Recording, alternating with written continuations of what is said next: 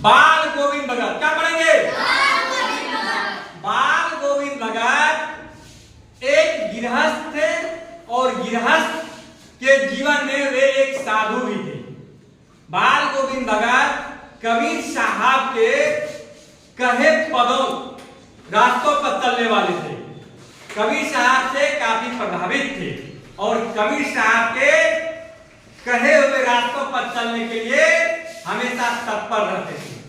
कबीर साहब के कहे बातों पर चोरी, नशा, हिंसा, झूठ को त्याग करनी चाहिए, तो वे उन बातों को पालन करते थे और उनके अनुसार चलते थे। बाल गोविंद भगत मंझोले टप के गोरे चिट्टे आदमी थे और हमेशा वे चंदन का टीका लगाते थे, नाक से लेकर के माथे तक। इसके अलावा वे टोपी पहनते थे कबीर साहब पंथी वाले, और तुलसी के कंठी का माला पहनते थे।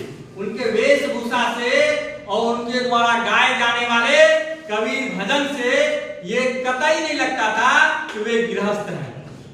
सब सहज ही अनुमान लगा सकते थे वे एक साधु हैं। लेकिन साधु रहने के अलावा वे एक गृहस्थ भी थे, क्योंकि वे अपने जीवन को चलाने के लिए अब स्वयं खेती गृहस्थी करते थे और बचे हुए समय में भगवान का भजन करते थे, घूम घूम कर करते थे, सभी मौसम में करते थे। उनके भजन में इतनी मधुरता थी कि लोग सहज ही उनके और खींचे चले आते थे। उनके स्वर में काफी मधुरता थी और वे अक्सर गाया करते थे। लोग उनके भजन से काफी मुग्ध हो जाते थे, आकर्षित हो जाते थे। बाल गोविंद भगत को एक पुत्र था। जब उनका पुत्र बड़ा हुआ तो उनकी शादी भी कर दिया। पुतोह भी उनके यहाँ रहने लगी। उनकी पुतोह बहुत ही सुशील स्वभाव की थी। लेकिन समय के साथ एक दिन ऐसा हुआ कि बाल गोविंद भगत के पुत्र इस दुनिया को छोड़कर चले गए। जब इस दुनिया से छोड़कर चले गए तो वह शोक मनाने के जगह पर बड़े ही उत्साह के साथ भजन गाने लगे और उनको उनके अपने बेटे की लाश को, डेड बॉडी को सफेद कपड़ा से ढक करके, क्योंकि वे साधु थे, फूल का बहुत सारे वैरायटी लगाते थे, तो फूल को तोड़ करके भी उन पर रख करके उनके पास दीपक जला करके बहुत ही लगन के साथ भजन गाने लगे।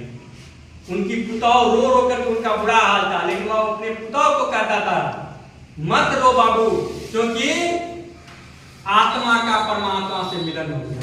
आत्मा का परमात्मा से मिलन हो गया। क्योंकि उनके पुत्र जो मरे थे उनकी आत्मा परमात्मा से मिल गए, क्योंकि वे एक संत थे।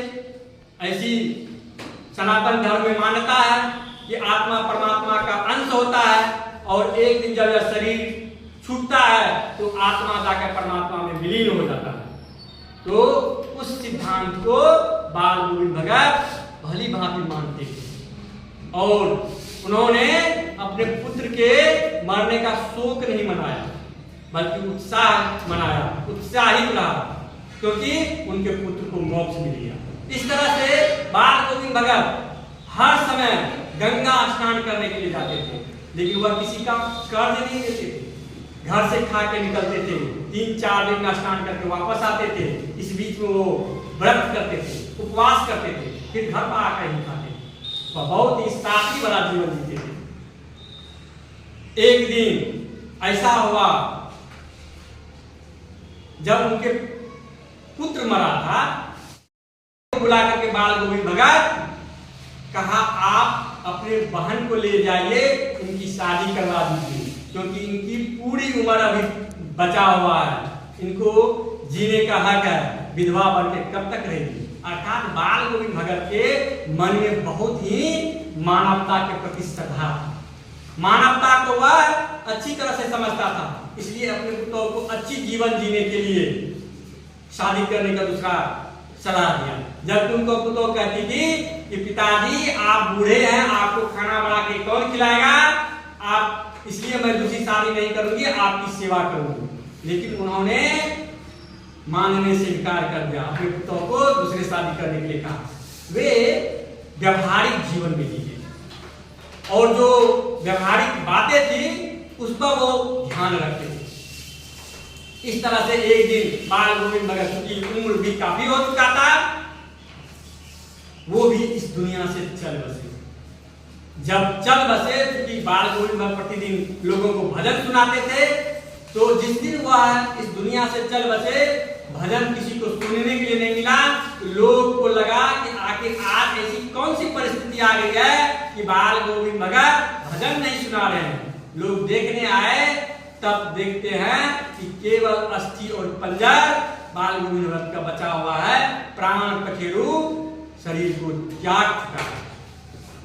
तो इस प्रकार से बाल गोविंद भगत बहुत ही सादगी के साथ जीवन जिया और लोगों को प्रेरित किया, भगवान का भजन किया, उनकी भक्ति की और समाज में आदर्श पूर्वक जीवन जीने का उदाहरण पेश किया।